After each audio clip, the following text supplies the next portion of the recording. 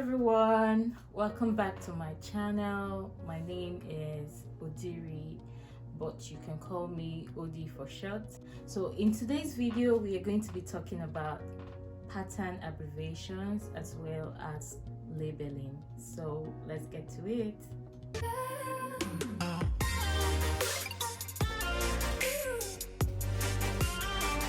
What are pattern abbreviations? Pattern abbreviations are shortened form of your pattern word, which should be written on your pattern to enable you know what each area in your pattern stands for. For instance, you may have heard things like CB or SS or SNP and so on, but I'm going to do a bit of demonstration for you to see what those abbreviations are and where you should put them on your pattern before you transfer your pattern to cutting of the fabric. This is my basic bodice block, this is my front, and this is my back pattern. Let me put this aside first since we're not working on that yet. This is the armhole, AH.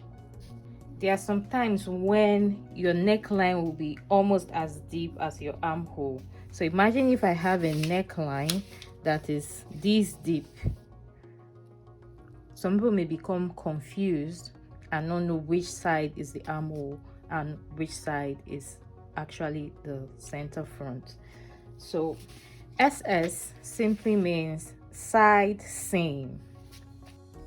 CF means center front. Then when you see SNP, SNP means shoulder neck point. So this is the shoulder neck point. It's just that part where the shoulder meets with the neck. So onto the back pattern.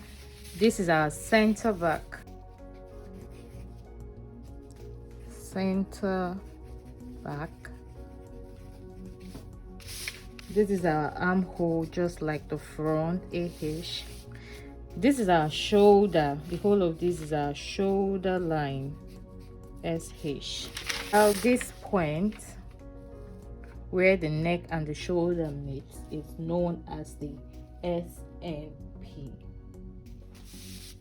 So I'm just going to draw an arrow from the SNP just to indicate that this is the shoulder neck point. This here, I'll show you on a mannequin for you to understand better. So this is our neck, and the abbreviation for the neck is NCK. So this is a sleeve pattern. This is the back and the front, so you can just put B and F. Your elbow length, you can put E, B, L. Your straight grain line, which is here, you can just put SG. This is your side seam. So for the sleeve, instead of writing the full spelling of sleeve, you can just write SLV. They are both the same thing. So when a pattern cutter sees this, they know that this is a sleeve. So these are not the only pattern abbreviations we have. We have numerous ones like DRS. Let me just write it for you to see. DRS means dress. We have JKT. It means jacket or coats. We also have SK. This is a popular one. SK means skirt. We have TR for trouser. We have CLR for collars. RSU, right side up. For clarity purpose, I'm just going to be using this half skirt dress one to explain what I mean. So this is our center front, which is CF. This is our side seam, which goes to the side of the body. This slanted line is our shoulder line. This is our shoulder neck point that I discussed earlier on. This, I hope you can see, this place here is our shoulder neck point. This is our armhole.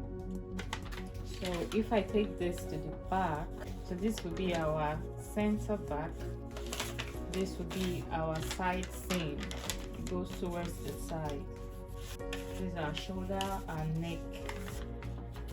These are not the only fashion abbreviations we have. We have all other type of fashion abbreviations. So you can do your own research to know more about fashion abbreviations and write them in your notes. So moving on to what next I want to discuss is called labeling. It's very important for you to label your patterns after you finish creating them. You have to label on each pattern. For instance, if you be cutting one piece or if you be cutting two pieces. So this is my center front pattern. I would label it according to what I actually want it to be. Do I want it to be a single cut out fabric, or do I want it to be cut twice? So I want it to be a single fabric. So even though I have like a single sheet of paper like this, I want the fabric not to have a seam here. So I'm going to put cut on fold. So to cut on fold means that you have to take your fabric like this, fold it in half, and take your pattern and place it on the folded edge. So if you see, my muslin is open right now, and I just folded it and I'm placing my pattern on top of it. So this is what it means to cut on fold. So I will need to trace out all these areas just as it is, then add my seam allowances.